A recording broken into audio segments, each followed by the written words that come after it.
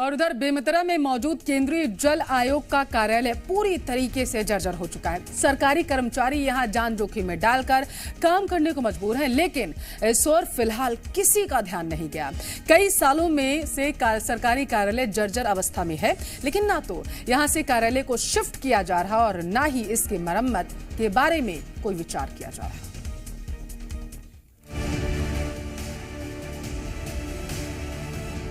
बेमेतरा में सरकारी कर्मचारी जान खतरे में डालकर काम करने को मजबूर हैं। जिले के पड़कीडीह गांव में केंद्रीय जल आयोग का कार्यालय कई सालों से जर्जर हालत में है, लेकिन इस ओर किसी का कोई ध्यान नहीं। इस जर्जर कार्यालय में हर दिन कर्मचारी जान खतरे में डालकर काम कर रहे हैं। आज हम पहुंचे हैं बेमेतरा जिले के पड़कीडीह गांव में। यहाँ केंद्रीय जल आयोग का एक ऑफिस है।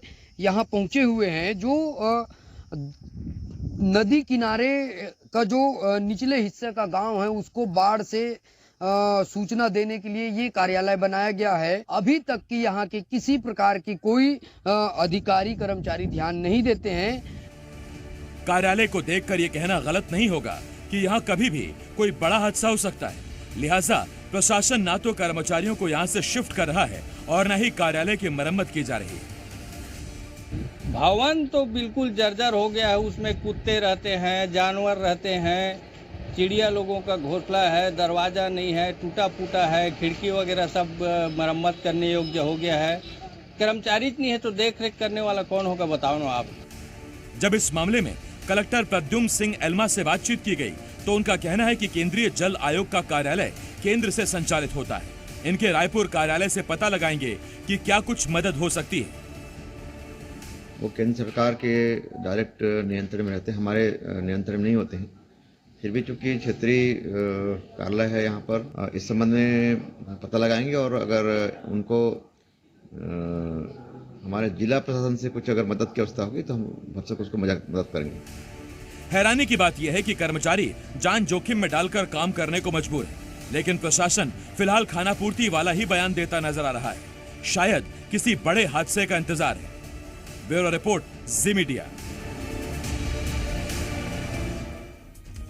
जी मीडिया संवाददाता गौकरण यदू ज्यादा जानकारी के साथ बेमेतरा से लाइव जुड़ चुके हैं। गौकरण, ये केंद्रीय जल कार्यालय जो है ये उपेक्षा का शिकार जो है वो कब से हो रहा है?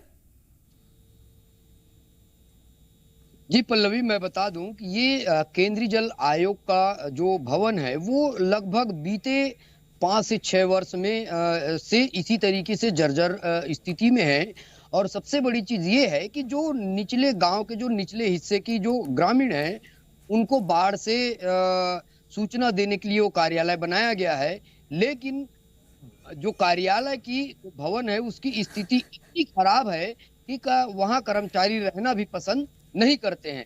उसका कारण ये है कि जो विभाग की रवैया है वो सुस्त नजर आ रही है, क्योंकि भवन 4-5 साल से जो जर्जर स्थिति में है, ऐसे स्थिति में उसका रिपेयर नहीं कराया जा रहा है।